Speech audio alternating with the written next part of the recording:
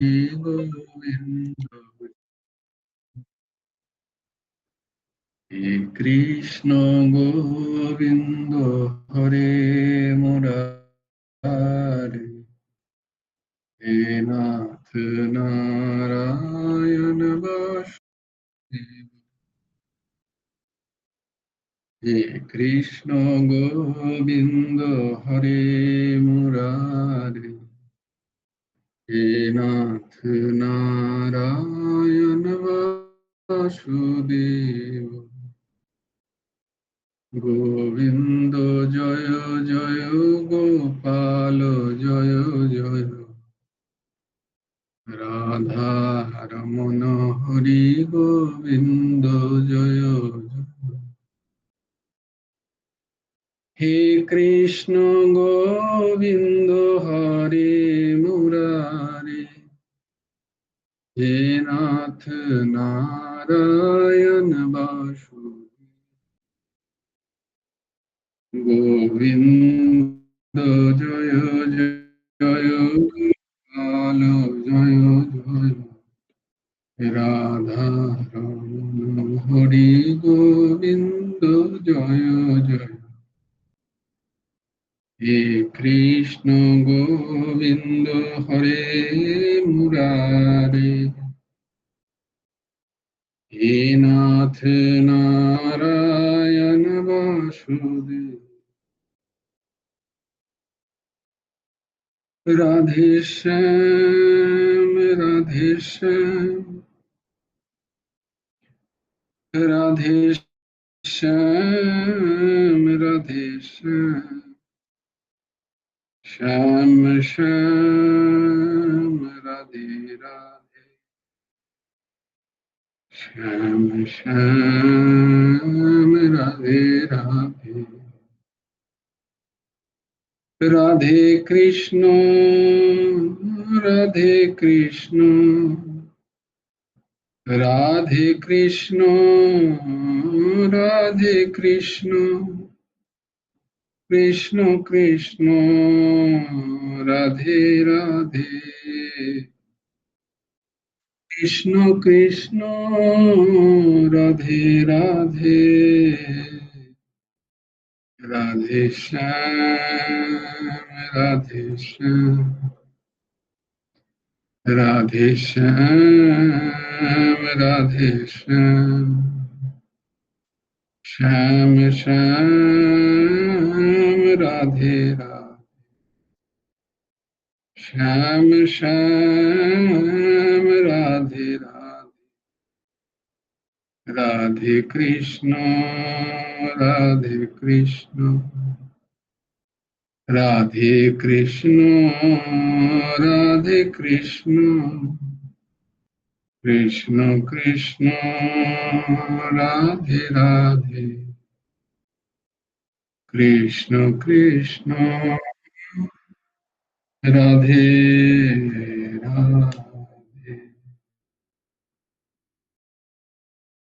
গুরুর্ব্রহ্মা গুরুর্বিষ্ণু গুরুর্দেব মহেশ্বর গুরুর সাক্ষাৎ পরব্রহ্ম তস্मै শ্রী গুরবে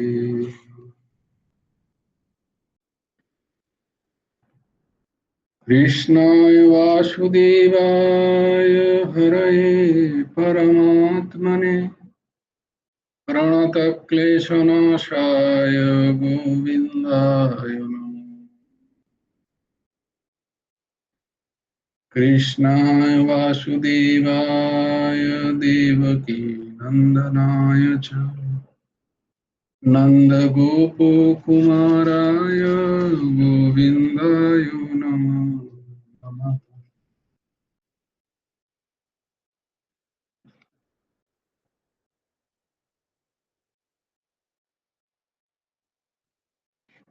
वसुदेवं सुतं देवं कंसचानूरमर्दनं देवकी परमानन्दं कृष्णं वन्दे जगद्गुरुं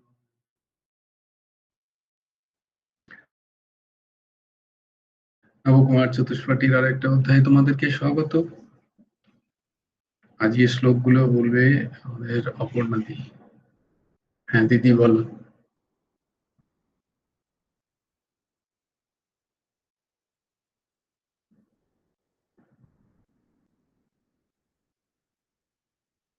শোনা যাচ্ছে না যে? তোমরা শুনতে পাচ্ছ? শুনতে পাচ্ছি না দিদি।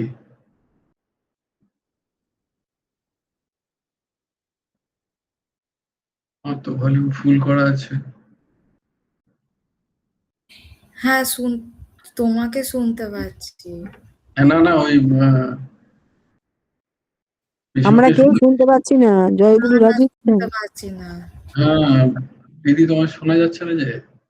তুমি একবার লেফট হয়ে আরেকবার ইন করো।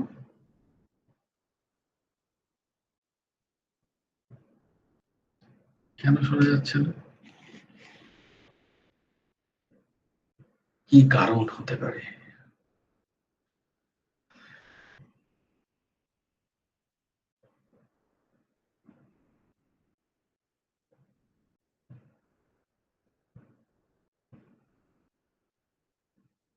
হ্যাঁ দিদি এবার এবার আনমিউট করো। না শোনা যাচ্ছে না।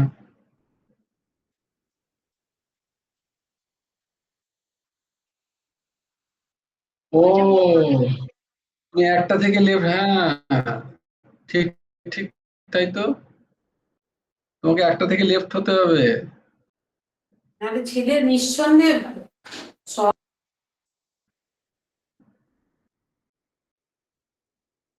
দিদি তুমি দুটো জায়গা থেকে জয়েন করে আছো।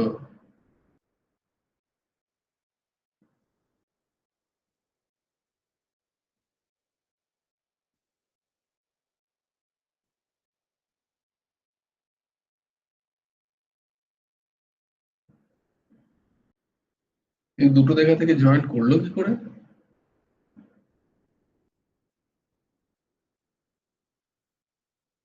দুটো ফোন নাম্বার বোধ নাকি?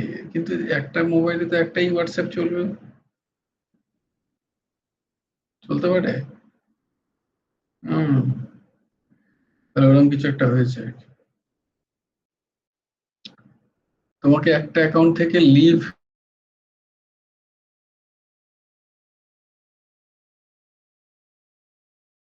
দিয়ে তুমি লেফট হয়ে যাও একবার,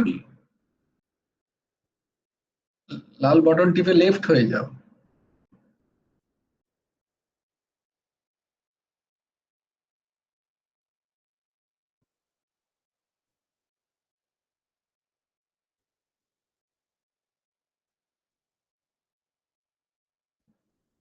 হচ্ছে না, লেফটও তো হচ্ছে না, তো দারুণ জিনিস।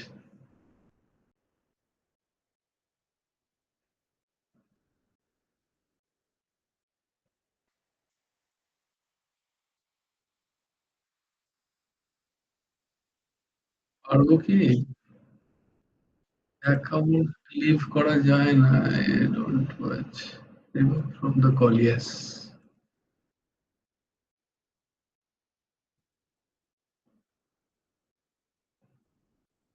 হ্যাঁ ভেরি গুড। হ্যাঁ এবার দিদি আনমিউট করো। জয়গুরু রাধেশ্যাম। হ্যাঁ ভেরি গুড। শোনা যাচ্ছে ভাই? হ্যাঁ এবার শোনা যাচ্ছে। কি যে হয়ে পূজ্যসীমা গেল। হ্যাঁ হ্যাঁ বলো বলো বলো। জয় গুরু রাধেশ্যাম।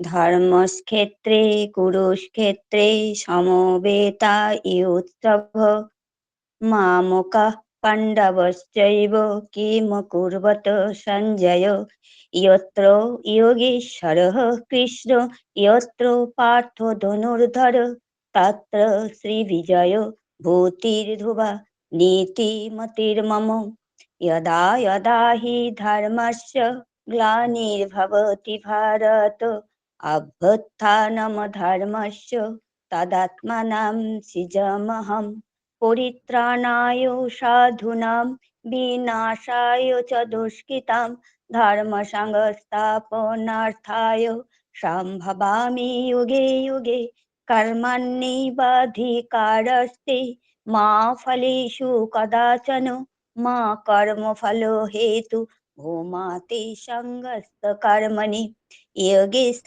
কুরু কর্মণি সঙ্গম ত্বক্তা ধনঞ্জয় সিদ্ধা সিদ্ধ সমো ভূত্বা সমত্ত যোগ উচ্যতে বিহায় কমন্ন সর্বান পুম্মশ্বরতি নিস্পৃহ নির্মম নিরহংকার সা শান্তিম আধিগচ্ছতি তমেব শরণং গচ্ছ সর্বভাবেন ভারত তৎপ্রসাদাৎ পরাম শান্তিম স্থানম প্রাপ্স্যসি শাশ্বতম তদ্বিদ্ধি প্রণিপাতেন পরিপোষ্ণয় সেবয়া উপদেশান্তিত জ্ঞানম জ্ঞানিন তত্ত্বদর্শিনঃ শ্রদ্ধাবান লভতে জ্ঞানম তৎপরঃ সংযতেন্দ্রিয়ঃ জ্ঞানম লব্ধা পরাম শান্তি আচিরেণ আধিগচ্ছতি কার্পণ্য দোষ অপহত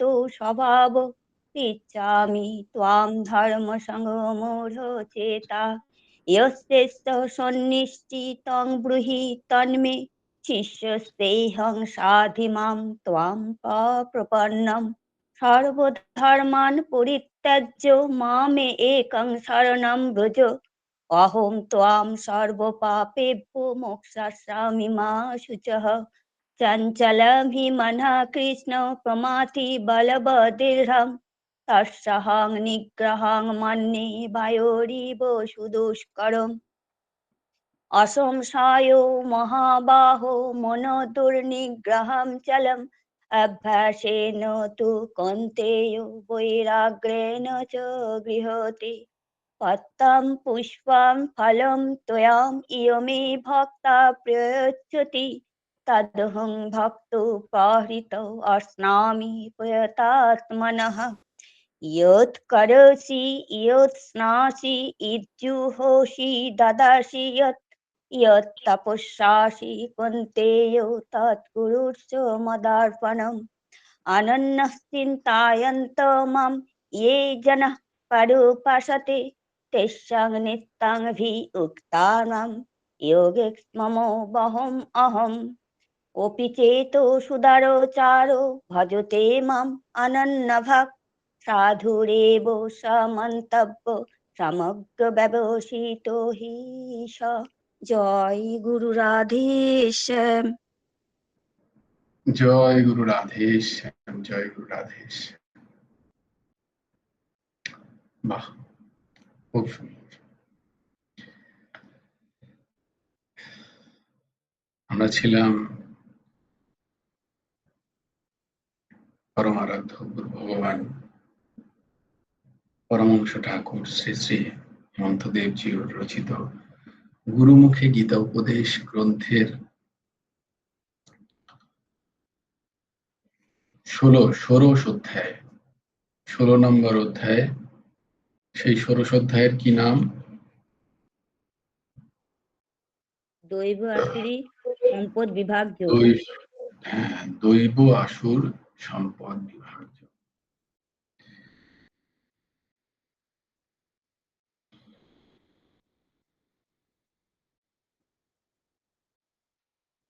একশো 17 নম্বর অনুচ্ছেদ।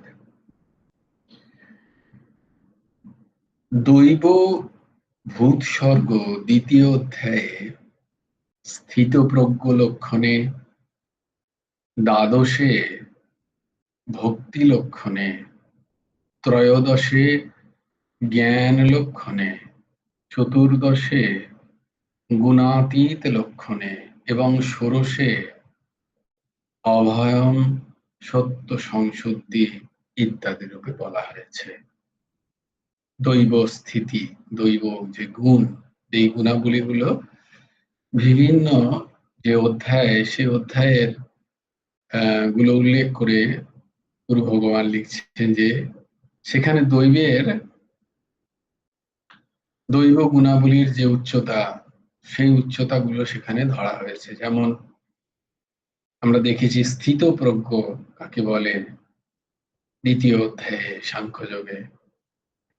দ্বাদশ অধ্যায়ে ভক্তিযোগে আমরা দেখেছি যে ভক্তির লক্ষণ কি কি, প্রেম ভক্তির কি কি লক্ষণ। ত্রয়োদশ অধ্যায়, ত্রয়োদশ অধ্যায়ের কি নাম? ত্রয়োদশ ক্ষেত্র অধ্যায় ক্ষেত্রজ্ঞ বিভাগ যোগ। ক্ষেত্রজ্ঞ বিভাগ যোগ। তো সেখানে আমরা দেখতে পেয়েছিলাম যে ক্ষেত্র কি, ক্ষেত্রজ্ঞ কে, এই যে জ্ঞান, এটাই জ্ঞান, বাকি সব অজ্ঞান। তো সেখানে জ্ঞান লক্ষণে যারই জ্ঞান হয়েছে তার মধ্যে দৈব গুণাবলী সঞ্চারণ হয়েছে জানতে হবে। আর চতুর্দশ অধ্যায়ে আমরা কি দেখেছিলাম? গুণত্রয় বিভাগ যোগ, তাই না? চতুর্দশ অধ্যায়, সেখানে সত্য রজ তম গুণ, এবং এই গুণ যে মিথ্যা বা মায়া, এর থেকে আরেকটা স্থিতি হয় গুণাতীত স্থিতি।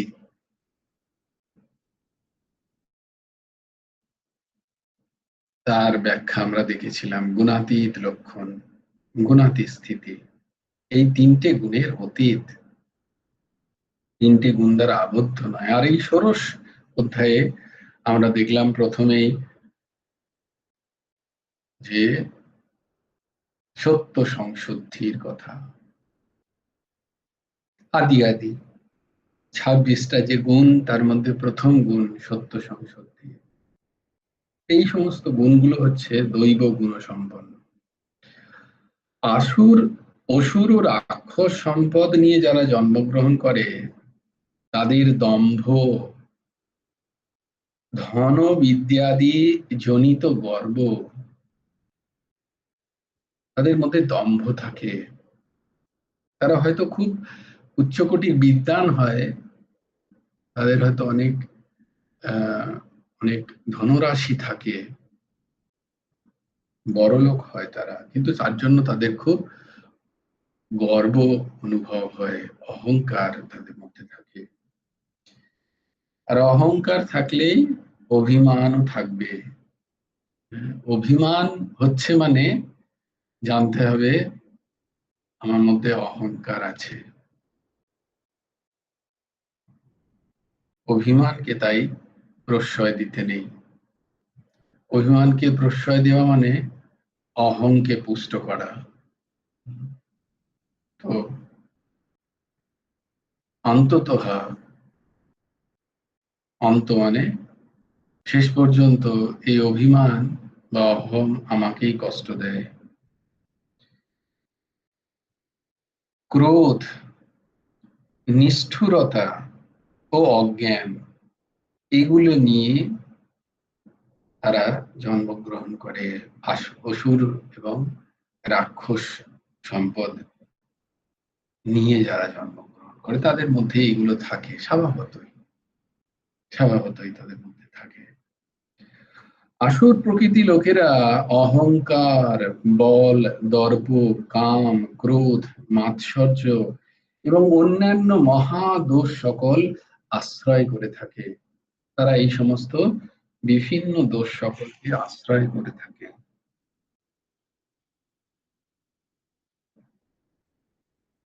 তাদের মধ্যে অহংকার থাকে, দর্প হয়, তাদের মধ্যে কাম পূরণ করা বা কামের বৃত্তি, ক্রোধ, কাম প্রতিহত হলে ক্রোধ হয়, মাৎসর্য মানে অহংকার আদি আদি, রাগদ্বেষ, অন্যান্য আরো সমস্ত দোষ সকল আশ্রয় করে থাকে। সেই অসুর ভাবাপন্ন জনগণ বলে থাকে যে, তারা বেশিরভাগ সময় কি বলে না, জগৎ বেদ পুরাণাদি প্রমাণহীন। তারা বেদ বা শাস্ত্রকে তারা মানে না, তারা শাস্ত্রকে মানে না, শাস্ত্রের কথনগুলো তাদের কাছে হেয়স্কর হয়। তাদের ইন্দ্রিয় বৃত্তি চরিতার্থই একমাত্র উদ্দেশ্য হয়। ইন্দ্রিয়ের যে বৃত্তি সকল, ভোগ সকল, সেইটা চরিতার্থ চাই। শাস্ত্র কি বলছে না বলছে সেটা তাদের কাছে গ্রহণযোগ্য হয় না। তাই তারা বলে এই জগৎ বেদ পুরাণাদির প্রমাণ নিয়ে কোনো লাভ নেই। কেন না, এতে ঈশ্বর বলে তো কেউ নেই, ঈশ্বর শূন্য এ জগৎ। এবং স্ত্রী পুরুষের মিথুন সম্ভূত কাম প্রবাহ জাত, 16 নম্বর অধ্যায়ের 8ম শ্লোক, অসত্যম প্রতিষ্ঠম তে জগদাহুর নিরীশ্বরম অপরস্পর সম্ভূতম কিমন্যৎ কাম হেতুকুম। তারা অতি প্রিয় নিজে দেহে, তাদের দেহ খুব প্রিয় হয়, তারা দেহকে খুব, নিজের দেহকে তারা খুব ভালোবাসে। তাই দেহকে তারা পুষ্ট করতে চায়, ভালো খেতে চায়, ভালো পড়তে চায়, ভালো বিছানায় শুতে চায়, ভালো ঘরে থাকতে চায়, সব দেহ সম্পর্কিত বিষয়। এবং সেই দেহের সাথে সম্পর্কযুক্ত যারা স্ত্রী পুত্রাদির দেহে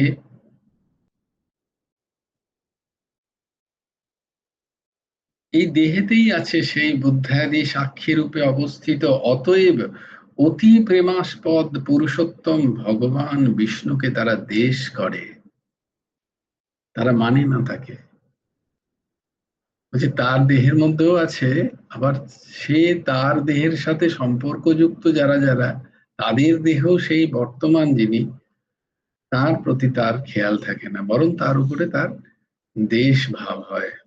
কারণ যদি তাকে মানতে হয় তাহলে কিছু সংযম হতে হবে, কিছু জিনিসকে যথেচ্ছাচার, যখন ইচ্ছা তখন তার ব্যবহার করা যাবে না, যথেচ্ছাচার করা যাবে না, কিছু নিয়ম শৃঙ্খলা থাকবে। বলে সেইটাতে বাধা পড়ে যখন, যথেচ্ছাচার ভোগে যখন বাধা হয়, তখন তারা শাস্ত্র আদিকে উপেক্ষা করে, অবমাননা করে। কারণ তাদের মূল উদ্দেশ্য হচ্ছে ইন্দ্রিয়ের ভোগ সকলকে ভোগা। কিভাবে সেগুলোকে ভোগা যায়, কত ভালো করে ভোগা যায়, বারংবার ভোগা যায়, এটাই তাদের উদ্দেশ্য।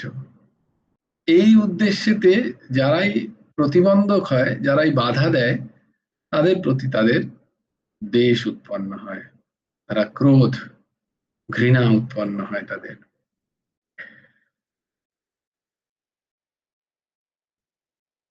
পুরুষোত্তম বিষ্ণুর শাসন রূপ শ্রুতি বাক্যের, এই জায়গাটা কিন্তু সবাই একটুখানি ভালো করে শোনো, কারণ আমাদের বেশিরভাগ ক্ষেত্রে এই প্রশ্নটা আসে যে আমি তো ভালো মানুষ, বা ও তো ভালো মানুষ। একটা ভালো মানুষ হওয়া প্রয়োজন, তাই না? একটা ভালো মানুষ হওয়া প্রয়োজন। এই শাস্ত্র আদি মানার কোনো প্রয়োজন নেই। ভগবত দর্শনের কি প্রয়োজন? ভগবত সান্নিধ্য লাভ, সেই পরম পুরুষের জ্ঞান, তত্ত্বজ্ঞান লাভের কি দরকার? সৎসঙ্গ কেন করব, কেন নাম জপ করব? আমি তো একজন ভালো মানুষ, আমি কাউকে ঠকাই না, আমি সবার সাথে ভালো করে কথা বলি, আমি সবার উপকার করতে চাই। একজন একটা ভালো মানুষ হও। এই দুটো দিকের কিন্তু সামঞ্জস্য বর্তমান থাকা উচিত। কারণ যে শাস্ত্র পাঠ করবে বা যে শাস্ত্র মানবে, সে তো ভালো মানুষ হতেই হবে তাকে। তার মানে সে শাস্ত্রে মানছে না যদি সে ভালো মানুষ না হয়, তথাকথিত যাকে আমরা ভালো মানুষ বলি। মানে সে কাউকে ঠকাবে না, সবার সাথে মৃদু ব্যবহার করবে, সত্যি কথা বলবে, ভালো কারোর সাথে অযথা বাগবিতণ্ডায় যাবে না, এটাই ভালো মানুষের পরিচয়। অন্য কারোর সত্য সে নিয়ে নেবে না, তাকে না বলে।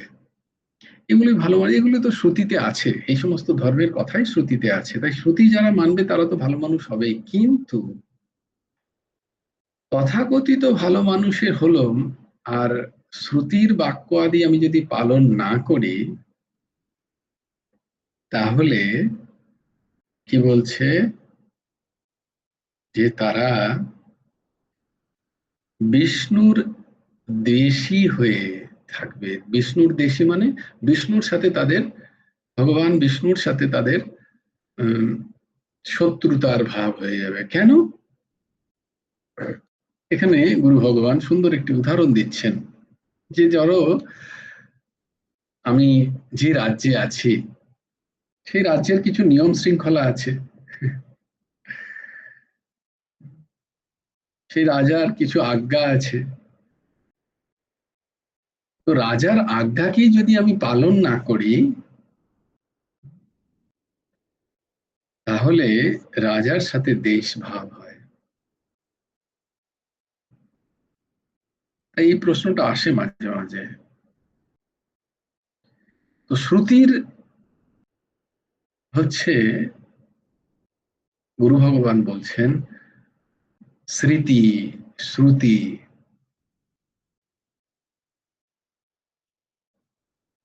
এই সমস্ত যে শাস্ত্র,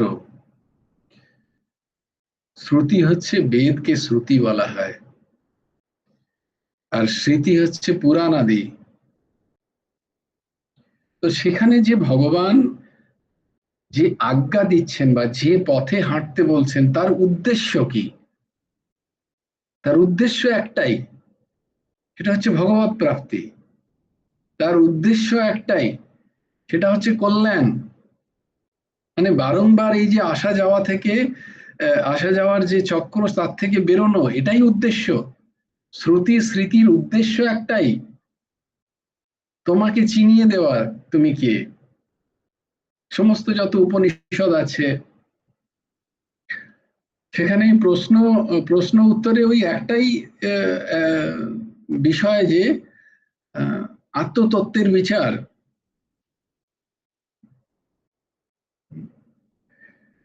বলছি যদি সেইটা না করা হয়, সেটা যদি না জানো, এটাই আজ্ঞা, তাই সেটা যদি না জেনে তুমি যত ভালো মানুষই হও না কেন, তুমি বিষ্ণু আজ্ঞা উল্লঙ্ঘন করার জন্য যে দণ্ড, সেই দণ্ড প্রাপ্তির তুমি দণ্ডিত হয়ে যাবে। বৈদিক সনাতন পরম্পরায় যদি আমি শ্রুতি বাক্যকে না অনুসরণ করি, যদি আমি স্মৃতিকে অনুসরণ না করি, ভগবান বিষ্ণু যে আজ্ঞা দিচ্ছেন সেই শ্রুতির মাধ্যমে, সেগুলো যদি আমি ঠিক ঠিক পালন না করি, তাহলে আমি আমার যে মনুষ্য শরীর, আমি মানে তথাকথিত মনুষ্য শরীর, যারা পালন করতে পারবে শ্রুতি বাক্য, মনুষ্যতর শরীর পারবে না। তো সেই মনুষ্য শরীর নিয়ে যদি সেই সমস্ত শাস্ত্রাদির কথা, সেই সমস্ত গুরুবর্গের কথা,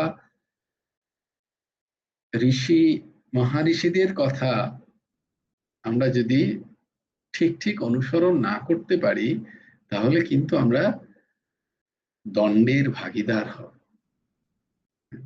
বলে না যে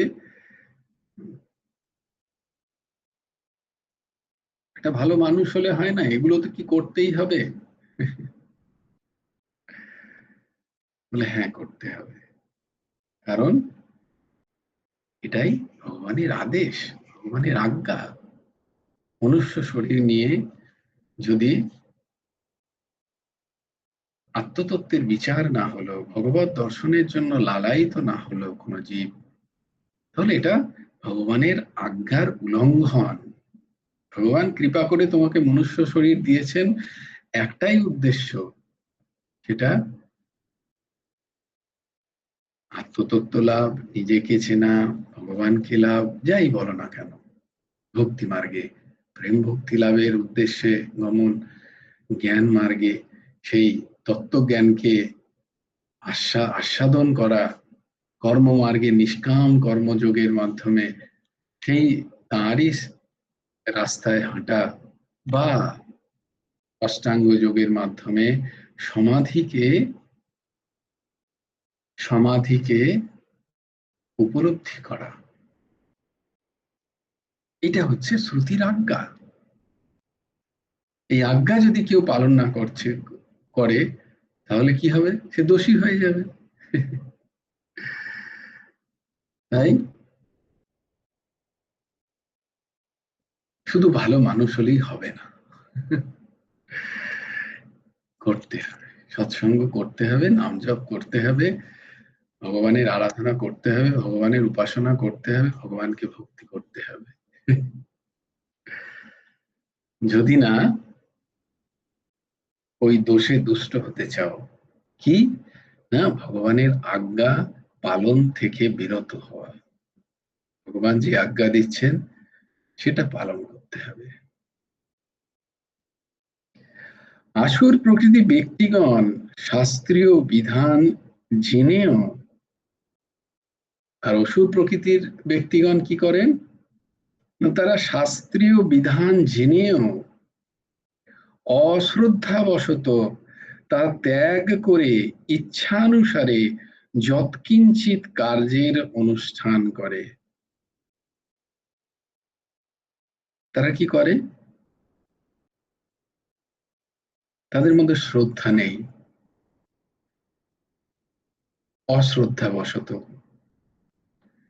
এবং ওই শ্রুতি প্রতিপাদিত কিছু কর্ম তাদের করতে হয় তাই করে, তাতে তাদের কোনো শ্রদ্ধা নেই, কোনো ভক্তি নেই, এবং যৎকিঞ্চিৎ যতটুকু করার দরকার ততটুকুও তারা করে না, কোন রকমে একটু আধটু পালন করার চেষ্টা করে। তাই তারা বারংবার এই জন্ম মৃত্যুর চক্করে ফেঁসে যায়। তাই তারা মোক্ষের অযোগ্য। গুরু ভগবান বলছেন যে তাদের মোক্ষ সম্ভব হয় না। আর দৈবী প্রকৃতিযুক্ত মনুষ্যগণ শাস্ত্রীয় বিধান অবগত হয়ে শ্রদ্ধা সহকারে নিষিদ্ধ বর্জন করত বিহিত কর্মের অনুষ্ঠান করে। যত নিষিদ্ধ কর্ম আছে, যা শ্রুতি, যা শাস্ত্র আমাদের বলে, সেই সমস্ত নিষিদ্ধ কর্মগুলোকে আগে বর্জন, এটা খুব বড় প্রয়োজন। যত না শাস্ত্র মানা বা সৎ পথে এগোনো যতটা না জরুরি, যতটা না প্রয়োজন, আগে প্রয়োজন হচ্ছে নিষিদ্ধ কর্মের ত্যাগ। যা শাস্ত্র নিষিদ্ধ, যা শ্রুতি স্মৃতি নিষিদ্ধ, যা গুরুবর্গ নিষিদ্ধ করেন যে এই কর্মগুলো তোমরা করো না, তাতে তোমরা যদি সৎ পথে হাঁটো তাহলেও কিন্তু সেখান থেকে পদস্খলন হওয়ার সম্ভাবনা আছে। তাই বিধি এবং নিষেধের মধ্যে নিষেধের গুরুত্ব বেশি। কারণ তোমাদের অনেকবার উদাহরণ দিয়েছি না, ধরো বিধি হচ্ছে আমার সর্দি হয়েছে, জ্বর হয়েছে, আমি ডাক্তারবাবুর কাছে গেলে বিধি হচ্ছেন তিনি আমাকে ওষুধ দেবেন, তার সাথে সাথে তিনি কিছু নিষেধও করবেন, যে ঠান্ডা খেও না, ঠান্ডা লাগিও না, ঠান্ডা হাওয়ায় যেও না, একটু গরম করলেই এই সময়ে ছাদে গিয়ে ঠান্ডা হাওয়াটা খেয়ে এসো না, একটু সহ্য করো, নাহলে সর্দি লাগতে পারে, জ্বর আসতে পারে, সৎসঙ্গে ব্যাঘাত ঘটতে পারে। তো তারা সেটা শুনছে না, তাই নিষেধ সে শুনছে না, ওষুধ তো খাচ্ছে, কিন্তু নিষেধ না শোনার কারণে মারা বলতেন না, দেখলি কতবার করে বললাম, মাফলারটা নিয়ে যা, নিয়ে যা, শুনলি না? হলো তো?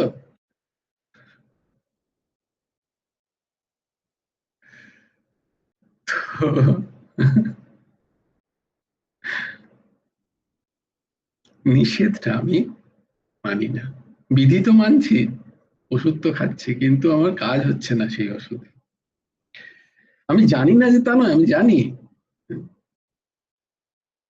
আমি অন্য কাউকে বলতেও পারি, কিন্তু নিজে করি না। তার ফলে সেই এক এক সব একই জায়গায়, সত্য সব জায়গায় ঘটিত হচ্ছে আর কি।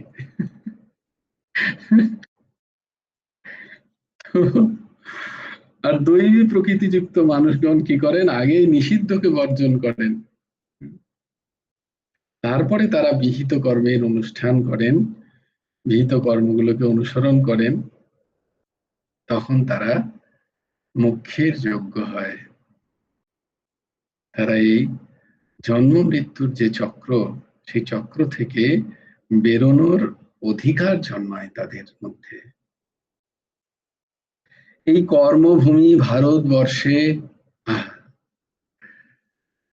বলছি ভারতবর্ষ, যত বর্ষ আছে, 7টা বর্ষের মধ্যে ভারতবর্ষ একটা বর্ষ। এই ভারতবর্ষই কর্মভূমি, কারণ এখানেই কর্ম ফলদায়ক হয়। বাকি জায়গায় বলছে সেগুলো কর্মভূমি নয়, সব ভোগভূমি। যত বাকি বাকি যে সমস্ত বর্ষ আছে সব ভোগভূমি, সেগুলো কর্মভূমি নয়। সেখানে কর্মের কোনো ফল দেয় না, শুভ অশুভ কর্ম কোনো ফল দেয় না, তাই সেগুলো সব ভোগ ভোগ।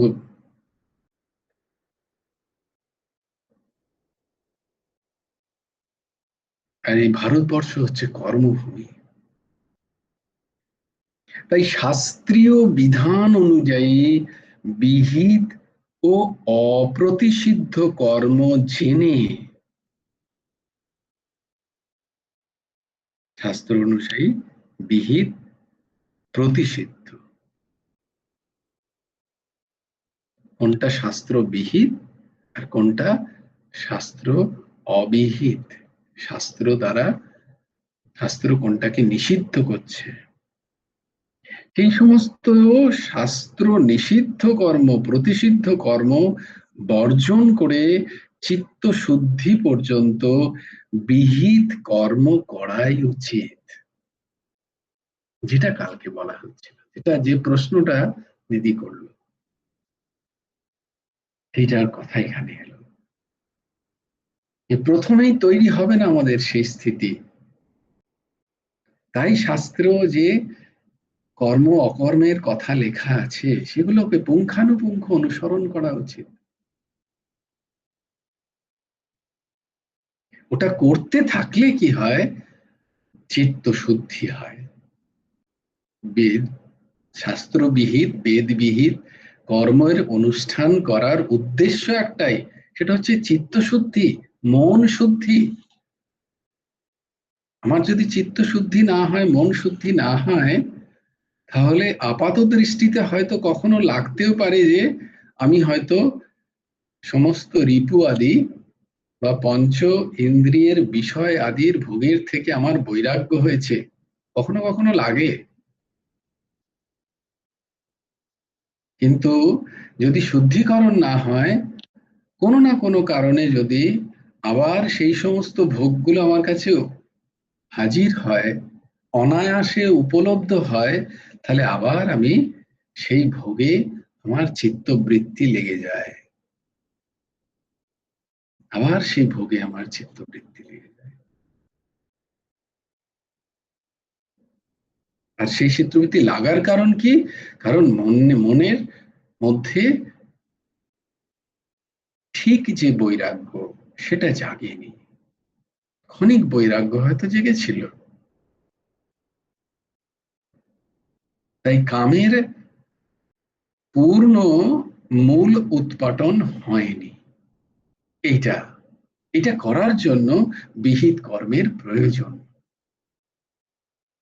আর সেই বিহিত কর্মগুলো ওইভাবেই তৈরি করা আছে যাতে পঞ্চ ইন্দ্রিয় তাদের যথেচ্ছাচার ভোগে যেন তারা লিপ্ত না হতে পারে।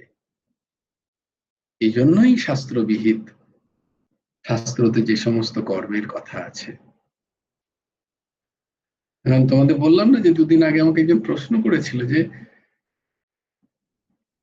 এই যে আমরা যে সমস্ত শাস্ত্রবিহিত কর্ম করি, আমাদের যে জন্ম থেকে শুরু করে মৃত্যু পর্যন্ত যত কর্মের বিধান আছে, বলছে সেগুলো মানুষের জন্য না মানুষ তাদের জন্য? দেহ ভাব থেকে প্রশ্ন এটা। আমি দেহ, তাই আমার দেহে কষ্ট হবে এই সমস্ত পালন করতে, তাই এগুলোকে হেয় করে দেওয়া, এগুলোকে ছোট করে দেওয়া, না করলেও হবে, ঠিক আছে, কোনো অসুবিধা। তোমার ভোগ যেন বজায় থাকে, ইন্দ্রিয় ভোগ যেন তাতে হানি না হয়। আমরা মানুষ মানে বুঝি শুধু দেহটাকে। মূল তত্ত্বের জ্ঞান না হওয়ার কারণে এবং এই সমস্ত বিধিবিধানের প্রবর্তনের পেছনে যে বিশাল বিজ্ঞান আছে, সেই বিজ্ঞানকে সঠিকভাবে না জানার কারণে এই সমস্ত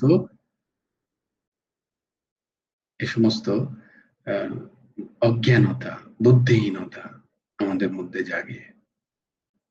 ঠিক আছে, ও তো ছোট, ও করতে হবে না। কেউ ছোট নয়, তুমি যাকে ছোট দেখছো সে যুগ যুগ কোটি কোটি বছরের বড়। তুমি এখন শরীরটাকে দেখছো যে ছোট, কিন্তু সে অনেক পুরনো। প্রত্যেকের শাস্ত্রোচিত কর্ম করার প্রয়োজন আছে, যা দ্বারা চিত্ত শুদ্ধি হয়। চিত্ত শুদ্ধর কারণে প্রত্যেকের করার প্রয়োজন। আর সেটাই সবচেয়ে বড় আজকের যুগের সব থেকে বড় যে যে কি বলবো, ড্রব্যাকের বাংলা কি, মানে সব থেকে বড় যে আমাদের চরিত্রের মধ্যে যে বৈশিষ্ট্য খুঁজে পাওয়া যাচ্ছে না, সেটা হচ্ছে চিত্তশুদ্ধি, মনের মলিনতা দূরীকরণ। আমরা তথাকথিত অনেক সৎসঙ্গ করছি, অনেক স্পিরিচুয়ালি আমরা হয়তো পড়েও যাচ্ছি, কিন্তু চিত্তশুদ্ধির জায়গাটা যেন কোথাও একটা ঢাকা পড়ে যাচ্ছে। নিষ্কাম কর্ম, ঠিক কর্ম ঠিক সময় করা, সেই জায়গাটা যেন কোথাও আমাদের মধ্যে থেকে হারিয়ে যাচ্ছে, যার ফলে আমাদের চিত্তশুদ্ধি হচ্ছে না।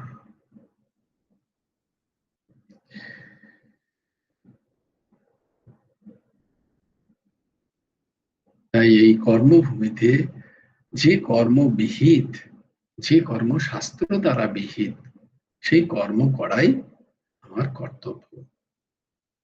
যা যা শাস্ত্রে আছে সেগুলো ঠিক সেগুলোকে অনুসরণ করাই হচ্ছে আমার আগে কাজ। তাহলে আমার চিত্ত শুদ্ধ হয়, মন দৃঢ় হয়, তারপরে সেই রকম যদি মন তৈরি হয়, তখন আমি আমার ইন্দ্রিয়গুলোকে সংযম করতে পারবো।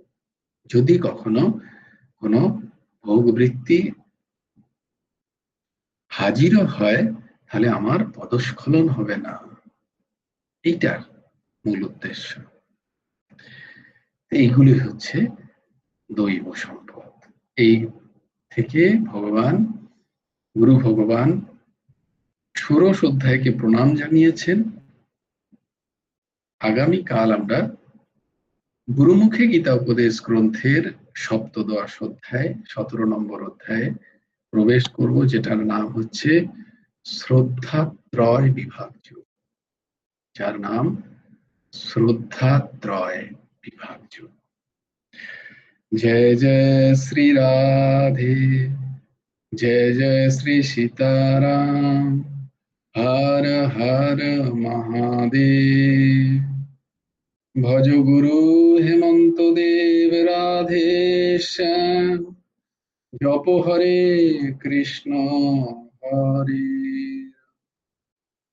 जय गुरु राधे श्याम, राधे श्याम राधे श्याम, श्याम श्याम राधे राधे, राधे कृष्ण कृष्ण कृष्ण राधे राधे। जय गुरु राधे श्याम। श्री गुरार्पणमस्तु। श्री हेमंत देव। সবাই ভালো থেকো, সুন্দর থেকো।